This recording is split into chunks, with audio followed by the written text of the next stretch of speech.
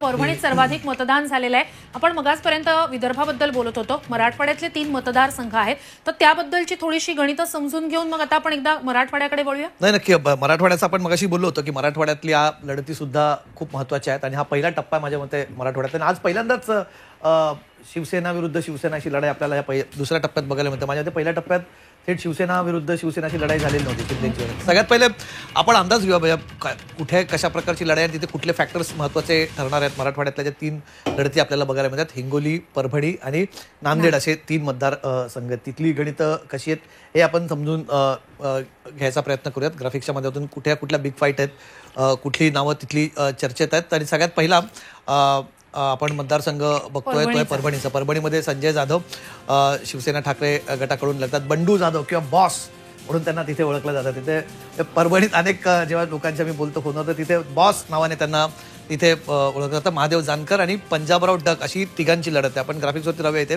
महादेव जानकरांनी तिथे रासपतर्फे लढतायत, अजित पवारांच्या कोट्यातून त्यांना तिथे सीट देण्यात आलेलं आहे। बाहेरचे उमेदवार असा तिथे प्रचार केला जातोय। पण तिसरा जो महत्त्वाचा अँगल इथे वंचितकडून पंजाबराव डक आणि पुन्हा एकदा जो मराठा फॅक्टर इथे आहे तो परभणीत कशा प्रकारे काम करू शकतो, कदाचित तिकडे पंजाबराव डक महत्त्वाचा तिथे नाव असणार आहे। त्यामुळे परभणीची फाईट ही खूप महत्त्वाची। संजय जाधव, संजय उर्फ बंडू जाधव, महादेव जानकर आणि पंजाबराव डक यांच्यातील लढाई आहे। पुढचा मतदारसंघ आपण बघूया श्रुती, नांदेडची साधारणपणे आपण चित्र आता बघणार आहोत की नांदेडमध्ये कशा प्रकारचा सिनारिओ आहे। आणि सगळ्यात आधी महत्त्वाची घडामोड जी यादी झाली होती ती म्हणजे अशोक चव्हाणांचं तिथे आहे, प्रतापराव पाटील चिखलीकर आणि वसंत चव्हाण काँग्रेसचे इथे यांच्यामध्ये थेट लढत आहे। पण इथे सुद्धा तिसरा अँगल आहे, आय थिंक वंचितचे तिथे उमेदवार आहेत त्यावेळेस पुन्हा, आणि वंचितला गेल्या वेळेस इथे मोठ्या प्रमाणात मतं मिळाली। त्यामुळे इथेही तिरंगी लढती, आज जे आपण आपल्या कार्यक्रमाला शीर्षक दिलं आहे ना की तिरंगी लढती, त्यामुळे तिरंगी लढत इथे सगळ्यात महत्त्वाची आहे। तिसरा मतदारसंघ जो आज मराठवाड्यातला जातोय श्रुती, तो आहे हिंगोलीचा मतदारसंघ। हिंगोलीकडे सुद्धा अनेकांचं लक्ष आहे। हिंगोलीत उमेदवार बदलला गेला होता, म्हणजे